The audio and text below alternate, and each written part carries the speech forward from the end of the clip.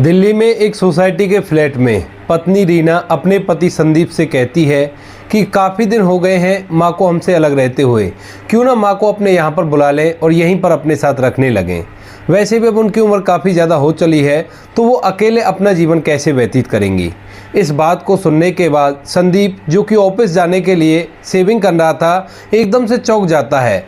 वह सोचने लगता है कि मेरी पत्नी के मुंह से आज ऐसी बातें क्यों निकल रही हैं, क्योंकि उसकी पत्नी अपनी सास से बहुत ज़्यादा जला करती थी और वो बार बार उसे ताने मारा करती थी। लेकिन आज अचानक से ये उल्टी गंगा कैसे बह रही है, इस बात को सोचकर संदीप बहुत ज़्यादा हैरान होता है। इसके बाद वह अपनी पत्नी से कहने लगता है कि तुम क्या कह रही हो। तो वह कहती है कि मैं सही तो कह रही हूँ, माँ जी की उम्र भी हो चली है और वो अकेली गाँव के अंदर कैसे अपना समय व्यतीत कर रही होंगी।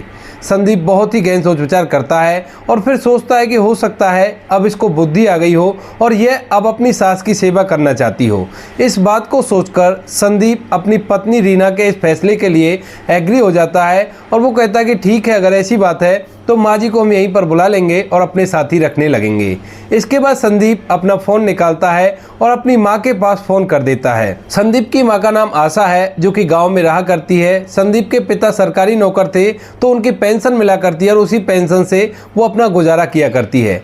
जैसे संदीप उन्हें ये सारी बातें बताता है तो इस बात पर उसकी माँ आशा देवी को भी विश्वास नहीं होता है। वह कहती है कि बेटा, अब बुढ़ापे में यहाँ पर कम से कम सम्मान की ज़िंदगी है, तो तू वहाँ पर बुलाकर मेरा अपमान मत कर। वैसे भी तेरे पिता की पेंशन आया करती है और उससे मेरा समय अच्छी तरह से व्यतीत हो जाता है। अब जैसे संदीप पेंशन का जिक्र सुनता है तो एकदम से उसका दिमाग खटकता है। वह सोचने लगता है कि कहीं रीना माँ की पेंशन के लिए तो उन्हें यहाँ पर नहीं बुला रही। लेकिन थोड़ी देर सोचने के बाद फिर वह अपने मन को समझाता है और सोचता है कि इतना बुरा तो नहीं हो सकता। इसके बाद वह अपनी माँ से कहता है कि माँ, नहीं, ऐसा नहीं है, जो तुम्हारी बहू है वो तुम्हारी सेवा करना चाहती है और इसी वजह से तुम्हें अपने पास बुलाना चाहती है। वह कह रही थी कि माँ अब बुजुर्ग हो चली हैं, तो वहाँ पर अकेले अपना समय व्यतीत कैसे करेंगी। इसी बात को सोचकर मैंने तुम्हारे पास फ़ोन किया है। अब तुम वहाँ पर रहकर क्या करोगी, जब तुम्हारे बच्चे यहाँ पर हैं और आखिर तुम्हारे पोता पोती भी हैं, उन दोनों को भी तो दादी का दुलार मिलना चाहिए। तो इसी वजह से तुम्हें यहाँ पर आना होगा और यहाँ पर हमारे बच्चों के साथ ही रहो। इस बात को सुनने के बाद जो संदीप की माँ आशा देवी है, वो भी सोचती है कि ये हो भी सकता है कि बहू अब मेरी सेवा करना चाहती हो, तो वह भी इस बात के लिए हामी भर देती है। अगले ही दिन संदीप अपने ऑफिस से छुट्टी लेता है और रीना के साथ अपनी बुजुर्ग माँ को गांव से लेने के लिए वहां पर पहुंच जाता है। वहां जाने के बाद संदीप अपनी माँ से तैयार होने के लिए कहता है और उनका सारा सामान पैक कर करके एक टेम्पो में भर देता है और उसे वहां का एड्रेस दे देता है जहां पर संदीप रहा करता था, दिल्ली की एक सोसाइटी में एक फ्लैट के अंदर। इसके बाद संदीप अपनी माँ को लेकर वहाँ से सीधा अपने उस फ्लैट में आ जाता है और वहीं पर रहने लगते हैं। जैसे स्कूल की छुट्टी का टाइम होता है तो उस समय बच्चे भी स्कूल से आ गए थे और बच्चे जैसे घर के अंदर दादी को देखते हैं तो एकदम से उसके चारों तरफ घूमने लगते हैं और दादी दादी कहकर उसे संबोधित करने लगते हैं। इस बात को देखकर आशा देवी बड़ी खुश होती है, क्योंकि वो भी कहीं ना कहीं यही चाहती थी कि वह अपने परिवार के साथ रहे और उन्हीं के साथ हंसी खुशी समय व्यतीत करें। स्टार्टिंग में सब कुछ ठीक रहता है और आशा देवी अपने आप ही घर के काम में हाथ बटाने लगती है। उनकी बहू थोड़ा बहुत काम किया करती, बाकी सारा काम आशा देवी कर लिया करती। ऐसे ही करते हुए लगभग आशा देवी को वहां पर रहते हुए 6 महीने बीत जाते हैं और 6 महीने बाद तक आलम ऐसा हो गया था कि जो उनकी बहू रीना थी वह बिल्कुल भी काम को हाथ नहीं लगाया करती और पूरे दिन भर घर का सारा काम आशा देवी को करना पड़ा करता। घर के कपड़े हो, बर्तन हो, झाड़ू हो, पोछा हो, सभी कुछ उन्हें ही करना पड़ा करता और इस बात से आशा देवी को कोई फर्क भी नहीं पड़ रहा था। उसे लग रहा था कि ये मेरे घर का काम है तो मैं इसको थोड़ा बहुत कर लूँगी तो कोई भी बुराई नहीं है। वहीं उनकी बहू बिस्तर में आराम किया करती और बार बार बीमारी का बहाना करके पूरे काम को आशा देवी को करने के लिए दे दिया करती और अलग से वो फरमाइश भी कर दिया करती कि माँ, आपके हाथ की दाल बहुत अच्छी बनती है तो आपके हाथ की दाल मुझे खाने को मिलेगी। अब सास अपनी बहू पर लाड करते हुए कहती है कि ठीक है बेटी, अगर ऐसी बात है तो मैं तुम्हारे लिए दाल बना दूंगी। इसके बाद एक दिन सुबह सुबह आशा देवी पोछा लगा रही थी और तभी उनकी पोती एकदम से पोछे से फिसल कर गिर जाती है और वह रोने लगती है। वहीं उनकी बहू बिस्तर पर लेटी हुई फ़ोन चला रही थी। तभी आशा देवी एकदम से उठकर आती है और अपनी पोती को उठाकर गले से लगा लेती है। यह बात देखकर उनकी बहू एकदम से उन पर भड़क पड़ती है और कहती है कि माँ जी, आप में जरा भी तमीज़ नहीं है। आप अभी के अभी पोछा लगा रही थी और आपने बच्ची को ऐसे ही हाथों से छू लिया।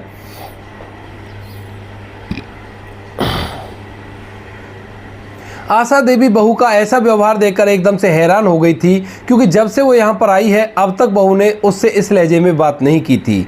तो वो कहती है कि बेटी ये गिर गई थी, तू भी तो उठा सकती थी, लेकिन तू जब नहीं आई तो मैंने आकर इसे अपने गले से लगा लिया, तो इसमें बुराई क्या है। और ऐसा कुछ नहीं होता कि पोछा लगाने वाले हाथों से बच्चे को छूने से कोई दिक्कत हो सकती है। तो बहू ताना मारते हुए कह देती है कि हाँ हाँ आपको क्या परेशानी होगी, आपको तो पेंशन मिला करती है ना, ऊपर से आपके पास गांव के मकान का किराया भी आया करता है। ऐसा कहकर बहू कहने लगती है कि हमें ही तो पता है इस घर की किस्तों को भरने के लिए हमें कितनी मेहनत करनी पड़ रही है। अब आशा देवी इस बात को सुनकर निशब्द रह जाती है। तो वो बहू से कहने लगती है कि बहू अगर तुम्हारे पास पैसों की कमी है तो तुम मुझे पहले भी बोल सकती थी, वैसे भी वो पैसा मेरे क्या काम का, मैं यहाँ पर तुम्हारे साथ रहा करती हूँ तो कोई भी कैसी भी दिक्कत नहीं है, उन पैसों को भले ही तुम ले लेना, लेकिन इस तरह का व्यवहार मेरे साथ मत करो। इसके बाद आशा देवी अपना मकान का किराया और उसके पति की जो पेंशन आया करती थी उसे अपने बहू को दे दिया करती और इसी तरह से उस घर के अंदर रहने लगती है। लेकिन इन सभी बातों के बाद आशा देवी का वहां पर मन नहीं लगता और वह इधर उधर बैठी बैठी देखा करती है। उनकी सोसाइटी के सामने ही एक पार्क था जो सोसाइटी का था। तो आशा देवी एक दिन बालकनी से बैठी हुई उस पार्क को देख रही थी और एकदम से उन्हें लगता है कि उसे वहां पर जाना चाहिए। इसके बाद आशा देवी अपने घर से निकलती हैं। वह आज के काम की परवाह न करते हुए सीधा उस पार्क में जाती हैं और वहां पर बैठकर कुछ औरतों के साथ बतियाने लगती हैं। तभी वहां पर एक महिला आती है जो कि अपने घर में अकेली कमाने वाली थी। उनके पति की मौत हो चुकी थी और उसके 2 बच्चे थे। वह बड़ी उदास सी उनके बीच में बैठ जाती है और इस बात को देखकर आशा देवी उससे पूछने लगती हैं। उस महिला का नाम था रोशनी। रोशनी जो दूसरी बिल्डिंग में अलग फ्लैट में रहा करती थी और उसके 2 बच्चे थे। बच्चों की देखभाल करने के लिए वो कोई आया ढूंढ रही थी और अच्छी आया उसे मिल नहीं रही थी। उसने एक डे केयर के बारे में भी पता किया था जो कि उनकी बिल्डिंग से काफी ज्यादा दूर था और वहां तक बच्चों को भेजना वो सेफ नहीं समझती। इसी वजह से वह काफी परेशान रहती हैं और इस बात को आशा देवी को बता देती हैं। आशा देवी ने ये बात सुन ली थी और बात सुनकर ऐसे चुपचाप वहां पर बैठी रहती है। धीरे धीरे शाम होती है और शाम के समय आशा देवी अपने घर चली जाती है। घर जाने के बाद वह खाना पीना खाकर आराम कर रही थी अपने कमरे में, लेकिन तभी उसकी बहू उसके कमरे के बगल में ही अपनी माँ से बात कर रही थी। वह कह रही थी कि माँ अब तो मेरी चांदी ही चांदी है, मेरी सास आकर घर का पूरा काम किया करती है और मैं आराम से घर के अंदर रहा करती हूँ। रही बात उनकी पेंशन की, तो पेंशन भी मुझे मिल जाया करती है और मकान का किराया भी मुझे मिल जाया करता है। ऐसा कहकर उनकी बहू रीना हंसने लगती है और ये पूरा के पूरा मामला आशा देवी को समझ में आ जाता है। आशा देवी आराम करते हुए सोचने लगती है कि मैं भी कितनी भोली हूँ, अपनी बहू की इतनी सी चाल को नहीं समझ पाई। उन्होंने सोचा था कि अब से मुझे घर का काम तो बिल्कुल भी नहीं करना है। ऐसा सोचकर आशा देवी सो गई थी और जैसे दूसरे दिन सुबह होती है तो सुबह सुबह आशा देवी फिर से उसी पार्क में जाकर बैठ जाती है जहां पर वो कल शाम गई हुई थी। अब इस बात को देखकर उनकी बहू बड़ी परेशान होती है और सोचने लगती है कि माँ जी घर का काम क्यों नहीं कर रही हैं। इसके बाद वो अपने पति से इस बात को कहती है तो उसका पति कहता है कि माँ जी को काम करने की क्या जरूरत है, घर तुम्हारा है तो तुम्हें काम करना चाहिए, उनको बस जिंदगी को आराम से जीने दो और कैसी भी उन्हें कोई भी परेशानी ना हो। तो वो कह देती है कि अरे ऐसा काम मैं कहाँ करवाती हूँ, मैं तो केवल घर का छोटा मोटा काम है, अगर इसको करती रहेंगी तो उनके हाथ पैर चलते रहेंगे और बुढ़ापे को काटने में उन्हें आसानी होगी। लेकिन संदीप उनसे साफ साफ मना कर देता है और कहता है कि माँ जी कोई भी काम नहीं करेंगी, तुम्हारे घर का काम है तो तुम्हें करना होगा, उनसे तुम्हें कुछ भी कहने की जरूरत नहीं है। इधर आशा देवी पार्क में चली गई थी और वहां बैठी बैठी बहुत कुछ सोच रही थी। वह एक बार तो सोचती है कि मेरी पेंशन आती है, मैं पेंशन को लेकर अपने वापस से वहां पर चली जाऊं और वहीं पर अपने जीवन को उसी तरह से व्यतीत करूं। लेकिन फिर उसे याद आता है कि जिस घर को उसने किराए पर चढ़ाया था उसे 11 महीने के एग्रीमेंट पर दिया था। 11 महीने से पहले वो किराएदार से कुछ भी नहीं कह सकती और इसी बात को सोचकर उसके कदम रुक जाते हैं। वो सोचती है कि ऐसे समय व्यतीत नहीं होगा, मैं आज से घर का काम तो बिल्कुल नहीं करूंगी, जो मेरा मन करेगा मैं वो काम करूंगी। ऐसा सोचकर वह वहाँ पार्क में बैठी हुई थी। तभी वहां पर रोशनी आ जाती है जो कि अपने बच्चों के लिए डे केयर ढूंढ रही थी। इसके बाद आशा देवी जी के दिमाग में एक बात चलती है और वह सोचती है कि क्यों ना इसके बच्चों को मैं संभाल लिया करूं और ये अपना काम करने के लिए चली जाएगी और मैं भी कुछ आमदनी करने लगूंगी। ऐसा सोचकर आशा देवी रोशनी के पास जाती है और उससे कहने लगती है कि आपको बच्चों की देखभाल के लिए कोई चाहिए था ना, तो मैं आपके बच्चों की देखभाल कर दूंगी, वैसे भी मैं दिन भर थाली ही रहा करती हूँ, आपको जो कुछ भी पैसे देने हो मुझे ही दे देना, एक डे केयर की तरह मैं आपके बच्चों की देखभाल कर लूंगी। अब रोशनी जैसे ही ये बात सुनती है तो उससे कहने लगती है कि आप कौन हो और कहां पर रहती हो और आप मेरे बच्चों की देखभाल कैसे कर सकती हो। तो वह बताती है कि मैं यहाँ पास ही की बिल्डिंग में रहा करती हूँ और मेरी बहू का नाम रीना है। उसने अपने बेटे का नाम भी बता दिया और उस कंपनी के बारे में बता दिया जिसमें उसका बेटा काम किया करता था। इस बात को सुनकर जो रोशनी है उससे अपने बच्चों की केयर करवाने के लिए एग्री हो जाती है और कहती है कि माँ जी अगर ऐसी बात है तो आज से ही आप मेरे बच्चों की देखभाल कर दीजिए, मैं यहाँ से अपनी नौकरी को कर लूँगी और मुझे कैसी भी कोई दिक्कत नहीं होगी। इसके बाद रोशनी अपने दोनों बच्चों को लाकर आशा देवी के पास छोड़ देती है और खुद नौकरी करने के लिए चली जाती है। आशा देवी उन बच्चों को लेकर उस घर में चली जाती है जहाँ पर उसका बेटा और बहू रहा करते थे। वहाँ पर जाने के बाद जैसे ही उसकी बहू रीना देखती है कि माँ जी आज के 2 बच्चों को लेकर आई हैं तो उससे पूछने लगती है कि माँ जी ये कौन है और आप इन्हें यहाँ पर क्यों लेकर आई हो। तो आशा देवी उन्हें बता देती है कि बेटी इनकी माँ नौकरी जाया करती है और वह कोई डे केयर ढूंढ रही थी इन बच्चों की देखभाल करने के लिए ताकि वह अपनी नौकरी को अच्छी तरह से कर सके। तो मैंने सोचा मैं भी घर के अंदर ठाली रहा करती हूँ तो क्यों ना मैं इन बच्चों की देखभाल ही कर लूँ। अब इस बात को सुनने के बाद जो उसकी बहू रीना होती है उसके तन बदन में आग लग जाती है क्योंकि अब तक वह समझ चुकी थी कि माँ जी घर का कोई भी काम नहीं करना चाहती हैं और इसी वजह से वह इधर उधर समय व्यतीत कर रही है। इसके बाद रीना उससे कहने लगती है कि माँ ऐसा नहीं हो सकता, आप इन बच्चों को यहाँ पर नहीं रख सकती, ये मेरा घर है और मेरे घर में मेरी चलेगी। इस बात को सुनकर आशा देवी को बुरा तो बहुत लगता है लेकिन फिर भी वो अपनी बहू से रिक्वेस्ट करती है, कहती है कि बेटी कोई बात नहीं, आज की बात है, कल से मैं कोई और इंतजाम कर लूंगी और उसके बाद उन बच्चों को वहां पर ले जाऊंगी। लेकिन बहू ने साफ साफ मना कर दिया था उन बच्चों को यहाँ पर रखने से और वह आशा देवी को उन बच्चों को वहां से ले जाने के लिए कह देती है। आशा देवी वहां से उन बच्चों को पार्क में ले जाती है और वहीं पर उनका ख्याल रखने लगती है। धीरे धीरे शाम होती है। शाम के समय रोशनी जी आती हैं। रोशनी जी अपने बच्चों को ले जाती हैं और आज वो बड़ी खुश दिखाई दे रही थी। शाम को आशा देवी भी अपने घर आ गई थी और घर आकर अपने बेटे से इस बारे में बात करने लगती है। कहती है कि बेटा मैं दिन भर घर पे ठाली रहा करती हूँ तो क्यों ना मैं बच्चों की देखभाल करने के लिए छोटा सा काम स्टार्ट कर लूँ और उससे मेरी थोड़ी बहुत आमदनी भी हो जाएगी और मेरा दिल भी लगा रहेगा। इस बात को सुनकर संदीप एग्री हो जाता है और कहता है कि माँ कर लीजिए, इसमें कौन सी परेशानी है, आप इसी घर के किसी कमरे में बच्चों की देखभाल कर लेना और कोई भी कैसी भी दिक्कत नहीं है। तो आशा देवी अपनी बहू की बात को छुपाते हुए कहती है कि नहीं बेटा, घर के अंदर मैं ये सब कुछ नहीं करना चाहती, तुम ऐसा करो यहीं पर इसी बिल्डिंग में कोई किराए का कमरा मेरे लिए ढूंढ दो जिसके अंदर मैं बच्चों की देखभाल कर सकूं और मेरा मन भी वहीं पर लगा रहेगा। इसके बाद उसका बेटा कहने लगता है कि माँ यहाँ पर क्या दिक्कत है। तो वो कहती है कि दिक्कत तो कोई नहीं है लेकिन मैं नहीं चाहती कि जहाँ पर मैं रहा करती हूँ वहीं पर अपने बच्चों को रखूं, तो तुम मेरे लिए अलग से कमरा ढूंढ दो। संदीप माँ की बातों को समझकर उसी बिल्डिंग में उनके लिए एक कमरा किराए का ढूंढ देता है और वहां पर माँ से कह देता है कि माँ इस कमरे के अंदर तुम अपने बच्चों को रख सकती हो और अच्छी तरह से उनकी देखभाल कर सकती हो। इसके बाद आशा देवी उस कमरे के अंदर रहकर काम करने लगती हैं और वहीं पर बिल्डिंग के और भी व्यक्ति जो अपने बच्चों को डे केयर में रखना चाहते थे वह भी उनके पास बच्चों को छोड़ दिया करते हैं। धीरे धीरे उनके पास 10 से 12 बच्चे हो गए थे और अब यह कमरा उनके लिए छोटा पड़ रहा था। तो इसके बाद आशा देवी जो पैसे उन्हें मिला करते हैं उन पैसों से एक पूरा के पूरा फ्लैट उस बिल्डिंग में ले लेती हैं और वहीं पर बच्चों की डे केयर करने लगती हैं। धीरे धीरे समय बीतता है और समय के साथ साथ आशा देवी का डे केयर और भी अच्छी तरह से चलने लगता है। उन्होंने एक नौकरानी भी रख ली थी घर को संभालने के लिए और बच्चों की देखभाल को करने के लिए और वहीं पर उनकी देखभाल करती रहती है। कुछ दिनों बाद वो नौकरानी उन्हें एक महिला के बारे में बताती है जिसका नाम था कमला।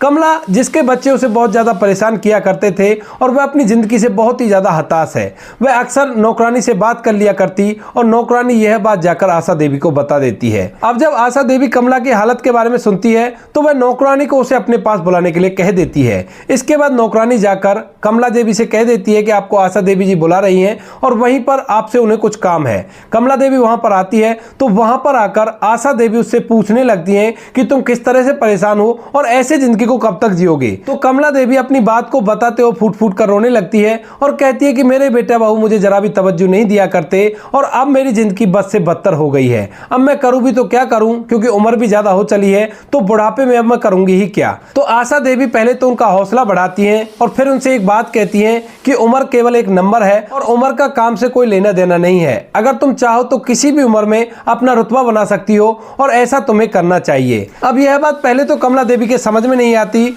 लेकिन जब आशा देवी उससे कहती है कि ये बताओ तुम पहले क्या किया करती थी, तो वह बताती है कि मुझे सिलाई कढ़ाई का काम अच्छी तरह से आता है और मैं उसी काम को अच्छी तरह से किया करती थी। इसके बाद आशा देवी उनके लिए एक मशीन का इंतजाम कराती हैं और कमला देवी से सिलाई सिखाने के लिए कहने लगती है। वह कहती है कि यहाँ पर हमारे पास बच्चे तो आया करते हैं, अब साथ में तुम्हारा सिलाई सेंटर भी चल जाएगा और इसके लिए तुम्हें एक भी पैसा खर्च नहीं करना पड़ेगा। तुम्हारी स्किल की मदद से तुम पैसे कमा सकती हो और उसके बाद तुम्हें अपने बच्चों के साथ रहने की जरूरत नहीं है। है। ऐसा कहकर आशा देवी ने उनका वहीं पर सिलाई सेंटर खुलवा दिया था और उसके अंदर सोसाइटी में से कुछ महिलाएं भी आने लगी थी कपड़ा सिलना सीखने के लिए। धीरे धीरे कमला देवी का वहां पे मन लगने लगता है और वह भी अच्छा खासा पैसा कमाने लगती हैं। इसके बाद आशा देवी ने कमला देवी जैसी और भी सारी महिलाओं को अपने पास बुला लिया था और उनको छोटे छोटे रोजगार करना सिखा दिया था। अब आशा देवी का यह घर भी छोटा पड़ता है, तो उसके बाद आशा देवी एक बड़ा सा घर किराए पर ले लेती हैं जो सोसाइटी के अंदर ही आता था और उसी के अंदर सभी महिलाओं को रखने लगती हैं। सभी महिलाएं छोटा मोटा काम किया करती और सभी लोग मिलजुल कर रहा करते। आशा देवी अपने घर भी नहीं जाया करती हैं, उसी किराए के मकान पर सो जाया करती हैं और वहीं पर रहकर सभी की देखभाल करने लगती हैं। वहां पर कम से कम 20 से ज्यादा महिलाएं हो गई थी और लगभग 70 से 80 बच्चे आया करते थे जिनकी डे केयर वो किया करती थी। सभी महिलाएं दोनों कामों को किया करती और अपनी जिंदगी में बहुत ही ज्यादा खुश हो जाती हैं। आशा देवी ने अपने घर पे आज की दुनिया नाम का बोर्ड लगा दिया था और उस घर के बारे में सभी को पता चल गया था कि यहाँ पर बुजुर्ग महिलाएं रहा करती हैं और वह छोटा मोटा काम करके अपना रोजगार चलाया करती हैं और साथ में डे केयर भी किया करती हैं। वह बच्चों को अच्छे संस्कार के साथ साथ अच्छी परवरिश भी दिया करती, तो इसी वजह से उनके डे केयर पे ढेर सारे बच्चे आने लगते हैं। यह बात धीरे धीरे मीडिया तक भी पहुंच जाती है, तो मीडिया वाले वहां पर आकर सभी का इंटरव्यू लेने लगते हैं। जब मीडिया वालों को पता चलता है कि एक आशा देवी नाम की महिला ने यह सब कुछ छोटे से कमरे से स्टार्ट किया था, तो आशा देवी चारों तरफ फेमस हो जाती हैं और सभी लोग आशा देवी के नाम से अच्छी तरह से परिचित हो गए थे।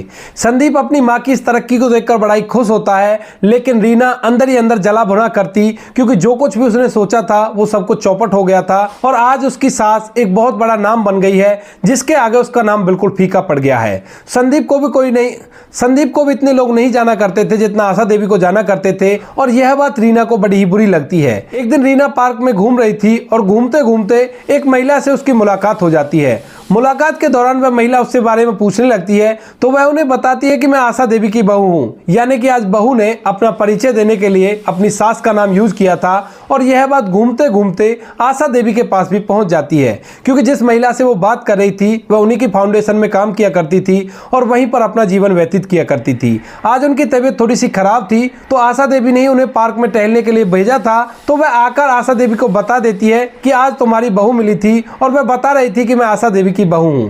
वैसे तो वो यहाँ पर कभी नहीं आती, लेकिन क्या सच में ही वो तुम्हारी बहू थी? तो आशा देवी हाँ में सर हिलाती हैं और मुस्कुराने लगती है। इसके बाद वह महिला उससे पूछने लगती है कि आप मुस्कुरा क्यों रही हो? तो उसके बाद आशा देवी उसे अपनी पूरी कहानी सुना देती हैं कि किस तरह से उसकी बहू ने इन बच्चों को घर में रखने से मना कर दिया था और मेरे बेटे ने मेरा साथ दिया और मुझे अलग से एक कमरा किराए का लेकर दे दिया। तो वह महिला समझ चुकी थी कि इसका बेटा तो अच्छा है, लेकिन इसकी बहू एक नंबर की नालायक है। और इसके बाद वो उससे कहने लगती है कि अगर ऐसी बात थी तो तुमने अपने बेटे को कभी इस सभी चीजों के बारे में क्यों नहीं बताया?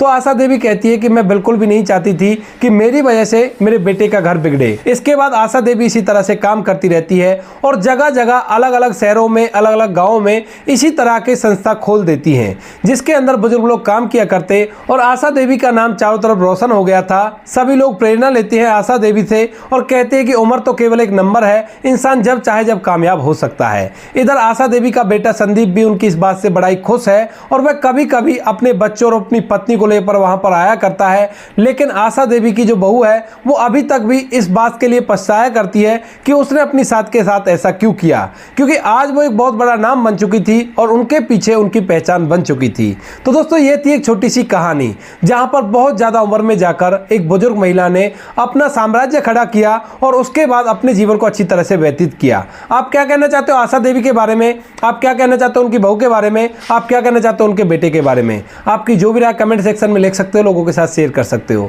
वीडियो अगर अच्छी लगी तो वीडियो को लाइक और चैनल को सब्सक्राइब जरूर करें, ताकि हमें थोड़ा सा हौसला मिले आप लोगों के लिए ऐसे अच्छे वीडियो बनाने के लिए। इन कहानियों को सुनाने का उद्देश्य किसी को परेशान करना बिल्कुल भी नहीं है।